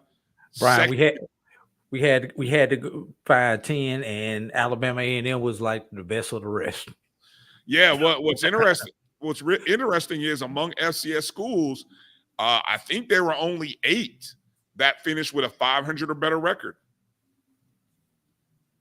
Correct me if I'm wrong. There were only 8. Well, if you look at our top 10, 2 of our top 10 are one game below 500. Yeah. So you are correct. Yeah. But Alabama A&M second consecutive sub 500 season. So we'll see. Interesting times ahead for Coach Connell Maynor. All right, let's get to the top 5. Let's see what they look like. Number 5, Tennessee State. Coach Eddie George. A good, I would say, he's going on the right direction. Under disappointing season, because the season started well. I thought the first half of the season they were pacing like this could be a team that wins the OVC, and then the second half of the season, the OVC happened. Yeah, the OVC happened. That's a good way of saying it. Yeah, it just kind of it bit them. And I think that's the next step. You know, they fared well against HBCU competition. I don't think did they lose a game against an HBCU team? I don't think they did. I don't recall one. They beat. They would have gone 4-0 if I'm not mistaken. If you look at their record, I think let's see, 6. They would have played 5 non-conference games. I think 4 of those were against HBCUs. I think they went unbeaten. Here's an interesting thought, Drew. What if Tennessee State, who goes unbeaten in an HBCU schedule, non-conference, then somehow maybe wins the OVC? Let's just say that record was 4-2 instead of 2-4. Then they would have been 8-3. How much of an argument? And then they would have gone to the playoffs. How much of an argument would a team like Tennessee State have made towards having a claim to a Black College National Championship? It takes multiple wins in the FCS playoffs with a comparable record as whoever your HBCU National Champion Celebration Bowl winner is. And given this year with Florida A&M finishing 12-1, it would have really been tough for Tennessee State to get in. Same thing last year with the Central finishing 11-1. No, Central finished 10-2 last year, 10-2 last year. It would have been tough to get it. Now, if you go back 2 years ago when the South Carolina State beat Jackson State, that would have been a good path for something like what you're talking about to happen. Right. In polls that do not automatically recognize the Celebration Bowl winner as the national champion. 3 seasons with Eddie George at the helm. He's going into year 4. Are we? How high? What's your expectation level? First off, how would you grade the performance? 3 seasons, and is the expectation 8 wins and a conference, at least a shot at the conference title or being in the hunt, 1 or 2 next year? Okay.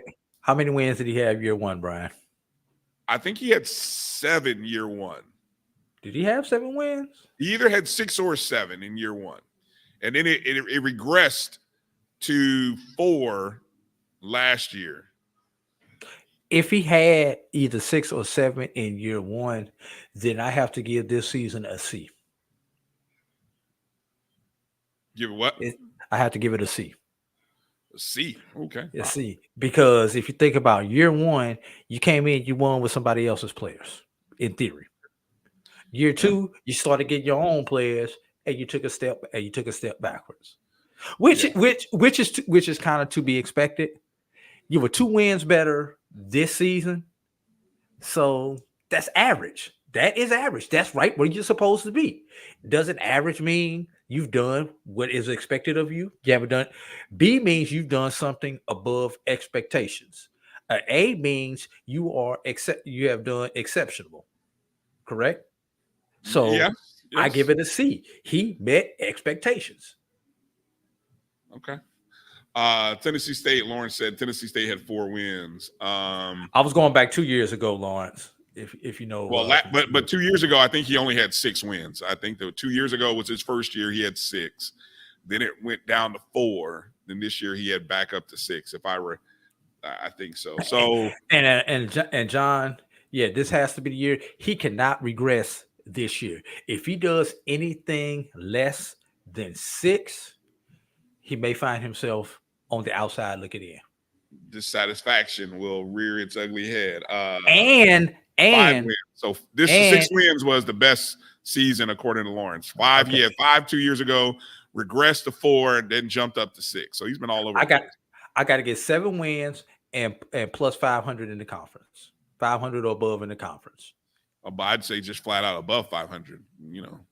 But I think the OVC is going to change. You won't have a 7-team league. I think they go to where there'll be more conference games next year. I think because of their merger, I think it's more conference games next year on their schedule. But they got to get some wins in the transfer portal too. I could just be missing it because I'm Brian. They need to get some wins. Nobody wants to play in an empty stadium. Ooh, okay. Let's move on. That's a shot. All right, number 4. Take those 4,000 people playing a smaller venue, and I've got a better feeling about playing than I do in those 4,000 in a 60,000 seat stadium. Yes, I said it. All right, number 4 is Alabama State. Finished the season 7-4, 5-3. Now they lost their last game of the season. Alabama State did. They beat Tuskegee. They lost their last SWAC game of the season. I'm sorry. That's okay. See, there's your big adjustment right there. They beat Tuskegee. I forgot about that. Yes. That win. The Tuskegee Golden Tigers who scored a total of 6 points against the 2 FCSs in Alabama. Okay. Yes. Okay. I'm trying. You want to keep punishing yourself? Go ahead. I'm trying to help you get out of it. So you don't have to keep living in that punishment. But they beat Jackson State at homecoming, and that might be a big reason why you see them in the top 5 and not that school from Mississippi. So congrats to Coach Eddie Robinson. His second year, let me see. Last year, what did Alabama State go last year?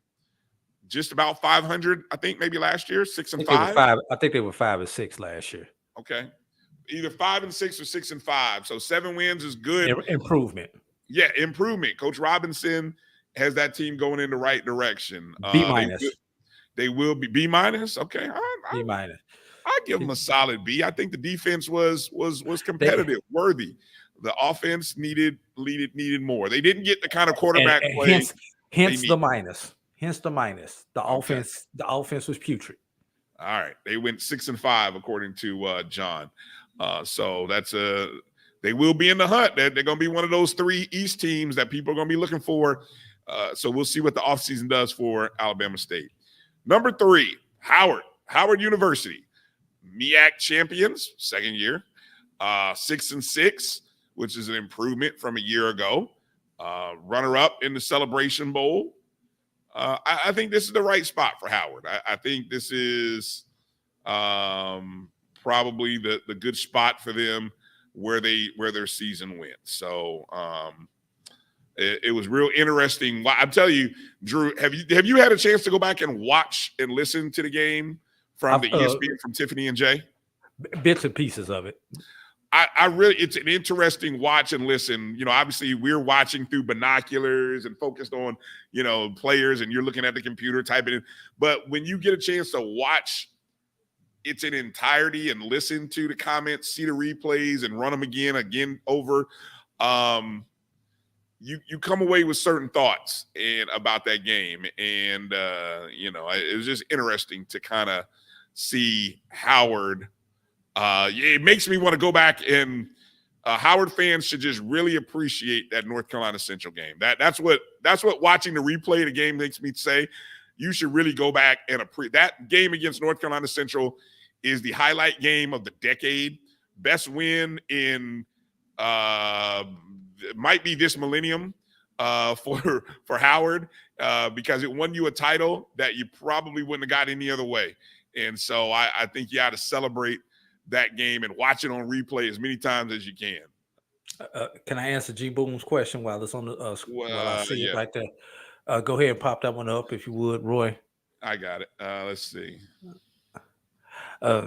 Basically, and looking at the numbers that the computer put in, PV, despite the fact that they finished second, 0 non-conference wins. Bama State, even with the loss to Miles, who was a Division II, still had non-conference victories that they had there. Who were the kind of non-conference wins, Drew? Now you got me going back and looking, but one of them was Tuskegee. Yes, one of them was Tuskegee. And didn't they beat Southern? That game did not count. Yeah, that game did not count. So that was a game against Southern. Right. And also, boom, the strength of schedule, the East strength of schedule just among itself was better than the West strength of schedule against those teams playing against each other. Those teams were rated higher. So again, just something to put out there. Yeah, and this is computer generated. Computer generated. This is not opinion. Right. This isn't opinion. This is an opinion. Strength of schedule, non-conference victories. Yeah. And even with one of them being a D2 school. And margin of victory goes into it. And if I remember, Prairie View got blown out in 2 of those non-conference losses, if I remember correctly. Oh, yes. Even a conference game they got. But anyway, yeah. All right. All right. Love y'all. Number 2. I think we all know who number 2 is. North Carolina Central finishes 9-3, 4-1 in MEAC play. A bad night denied us the matchup that I know the HBCU diaspora wanted. Now, if that matchup would have happened, North Carolina Central versus FAMU, would that have broken the record of the 49,000 between Jackson and was it Southern or South Carolina? No, Jackson Central was the record. Oh, that was a 49? Okay. I still think this would have came in third, but it would have been well north of 45. Okay. I still don't think we would have got to the 50, but we'd have been 45, 46,000 with that game. And Brian, remember when we got there, before we got the numbers, who called 41? You did. Yes, you did. Congratulations. Yep. I was a little higher, but optimistic me.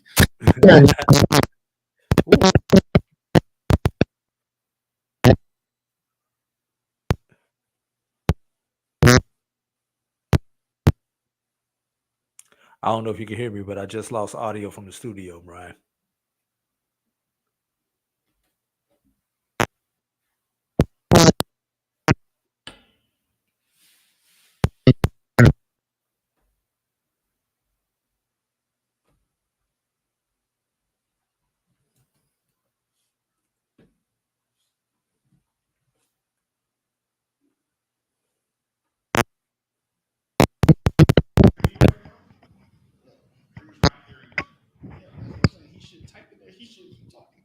Hello.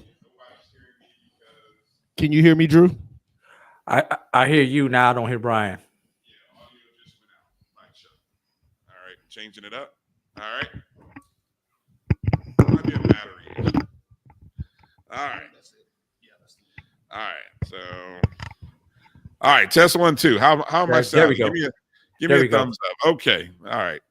Appreciate it. Okay. So again, congratulations to Coach Trey Oliver, North Carolina Central, finishing number 2 after a year where they finished number 1 in the BCSN top 5. And of course, our number 1 ranked team. For the second time, the Black College Sports Network recognizes Florida A&M University under head coach Willie Simmons as its national champion. This year, we could say it is an undisputed national champion. But what I love is that FAMU recognizes the honor, and Coach Simmons recognizes the honor from 2019. And so, hey, look, and you think back to the last few years, Florida A&M this year, North Carolina Central last year. Hold on a second. Whoever keeps flipping the slides, stay off the slides. I told you, keep your hands off the wheel. Damn it. Keep your hands off the wheel. The second, Florida A&M this year, North Carolina Central last year. Then in 2021, we recognize Jackson State as national champions, even though that was the year South Carolina State won the Celebration Bowl. Okay. Then the year before that, Florida A&M was recognized as national champs, even though North Carolina A&T won the Celebration Bowl. And then the year before that, which was 2018, North Carolina A&T. So, and that Florida was the undefeated A&M season, if I remember correctly. That's the what? That yes, A&T was the undefeated season of 2018. Yeah. So for the second time, FAMU wins the honors. There you can see the final top 5 there. And then, of course, there's your beautiful graphic, Florida A&M 2023 Division I champions. Now, I was told, Drew, that championship rings were purchased for FAMU from Jostens for the 2019 national championship. And I don't know if those were ever distributed. I'm going to have to call up former AD Gaucher, and maybe I'll just ask Coach Simmons. And because when you think about it, the pandemic came before they could get it. Right. But and there was an athletic director change too that happened. I think it was anyway. 2 of them. So that bill apparently never got paid until going into the VP Sykes took over. I didn't hear her mention that. So I'm just curious if those championship rings were ever distributed. Well, and if they never paid for them. They've been paid for. So the question is, Drew, what are the chances for like memory keepsake? What are the chances we could get our hands on that ring? I mean, not that we had anything to do with the performance, but we did, the Black College Sports Network did bestow and recognize them as national champs. I feel like, there should be a ring that we maybe will get our hands on somehow. I don't know. I mean, I'm just talking. Let me stop. But I'd be happy with a replica. A replica, right? It'd be a cool memorabilia thing to kind of have. But anyway, and Brian, shout out to Florida A&M. Let's see, what was it? Bowling. Well, what are we well, talking? no, Just no, championships, not tennis. Well, are you talking where are you going with calendar year this year? Calendar year. You had you started with tennis, golf. No, not golf. You had baseball. Okay. Then in the then you had cross country. Championship appearance and volleyball. Volleyball went to the championship game. Yes. And then you had football. So they won titles in 4 or 5 conference championship games in the 2023 calendar year, if I'm not mistaken. Let me see. I don't think I'm missing anybody. Tamara T, am I missing anybody? She got 5 trophies. Who am I missing? Because volleyball technically was the calendar year of 2022. But even though it was the 22-23 season, see, I don't know if it's 5 trophies in one season.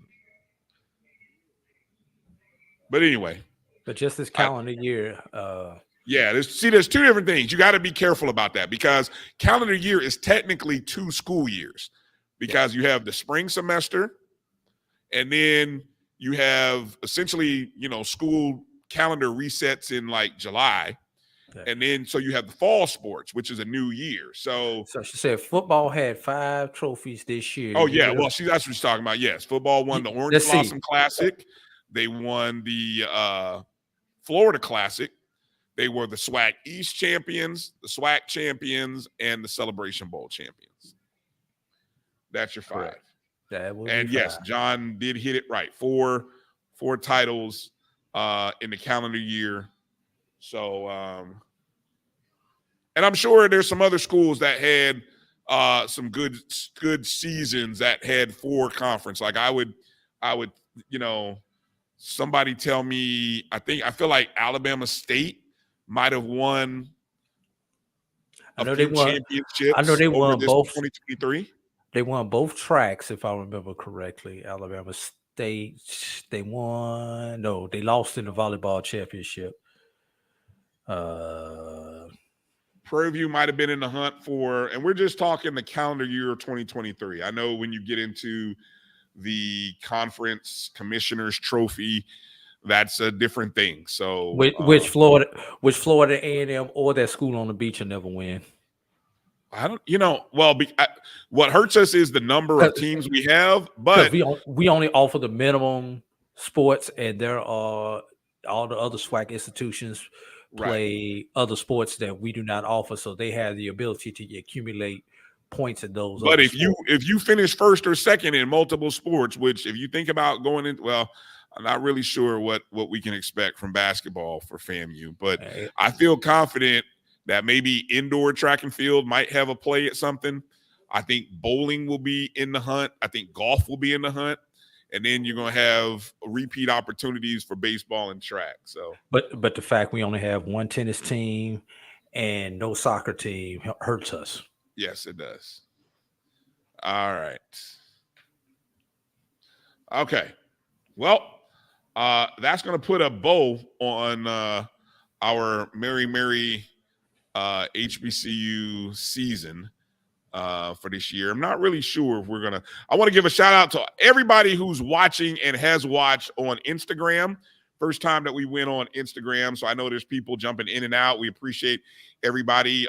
Please make sure you're following us, not only on Instagram, but follow the Black College Sports Network on Facebook. Find us on Twitter, now X. Find us here on YouTube via the Jericho Broadcast Network's YouTube page. All of those platforms allow you an opportunity to watch shows, just like ours. Carlos Brown's show, which aired before us today. Dr. Cavill's Inside the HBCU Sports Lab, which airs every Tuesday and Thursday night. The O&G Strike Zone, which is a FAMU-centric show, comes on Wednesday night. And we're looking to add some more shows going into the next school year. So, hey, if you got a show idea, reach out to us, info@myjbn.com. Or you can always reach us on our social media platforms as well. And we'd love to discuss bringing some more content, some unique voices unique ideas onto this platform. All right. Drew, any final thoughts you want to share before we pack up and go do some Christmas shopping before they cut the lights out in the mall? No, just want to say season's greetings to everybody, whatever you sell. Happy Hanukkah, happy Kwanzaa, Merry Christmas, Feliz Navidad, whatever it is that you celebrate. Just wish you prosperity for the remainder of the year. I don't think we're going to be on next week. We'll probably run some best of BCSN SportsWraps next weekend, which means we'll be back on the first Sunday of the new year. All right. Well, hey, Drew set the schedule. I appreciate you, Drew. Drew set the schedule. I love it. Drew said, I'm not doing the show. Look, do you want to do a show on New Year's Eve? I don't want to do a show on New Year's Eve. Look, Drew, I'm all about the hustle, man. What am I going to do New Year's Eve? I'm either going, A, if my car is right, I'm going to go drive. Or B, I'm going to be sitting at home watching, listening to fireworks outside. You know, if I get lucky, you know, maybe I might be able to, you know, entertain, ball and parlay or whatever it is y'all kids call it at Tuskegee. But I doubt it. I may be sitting at home. I might need to go to church. Who knows? That's probably where I need to go. Exactly. That's probably where I need to go, you know? If you are sitting at home, then you can watch the best of the BCSN SportsWrap as we go work over the next week to pull some clips of some of our most memorable shows and our most memorable outtakes and package them together. That's right. So I look forward to seeing the clips that you pulled, Drew, to help put together for that best of show. You see, he ain't got no suggestions for us, brother. I'm trying to give him the weekend off, but you help a brother out. Just like, oh yeah, remember that show we talked about this? Yeah. And, all right. Well, look, maybe we have to go through some interviews, and I mean, that might be the easiest way is just kind of go through the interviews that we've done and just kind of clip those interviews. So, what up, Doc Holiday? Yeah, what up? Shout out. And yeah, you know, so we'll see. We'll see. Who knows? Stay tuned. Make sure you're subscribed. Hit the bell button wherever you are. Hit the like button. Follow us. All that good stuff. We appreciate everybody for jumping in, and we'll kind of see. Maybe I have to do some shows because we gotta talk about some of this coaching stuff. And we ain't gonna talk about it now because it's time to go. But I mean, maybe I need. We could do it short, but I'm not down for 2 hours. Drew, you know we don't do nothing quote unquote short. What is that? Watch me. Watch you. Okay. One segment. Well, let's pick up go the ahead show and record it. You record it and then send it to me, and then that way we'll do one-offs. We'll just do it like that. All right. Let's pick up the show and get out of here. Yeah, for our producer, Roy Evans, A.D. Drew from his home studio, me from the new JBN studios in Atlanta, Florida. Atlanta, Georgia. Yeah. Really, Stonecrest, Georgia. But can't we still call it Atlanta? Metro. Right. Our new studios in the Stonecrest Mall in Stonecrest, Georgia. Privy Event Center. That's where our new home is. So I encourage you guys to come check out. It's a beautiful facility here in Stonecrest at the Stonecrest Mall, Privy Event Center. Lots of Black businesses here doing, from reading to coffee to just all kinds of stuff here, to clothing, health and wellness. I mean, just everything is here for you. Again, Privy at Stonecrest Mall. Come check out this beautiful facility, and this will also be our home studio, and we're looking forward to doing some great shows live in 2024. Have a Merry Christmas on behalf of the BCSN SportsWrap and Jericho. That's all right. Time to go. We wish you and your family Merry Christmas, Happy Holidays, and have a safe New Year. Peace out. But my beat stay on hard.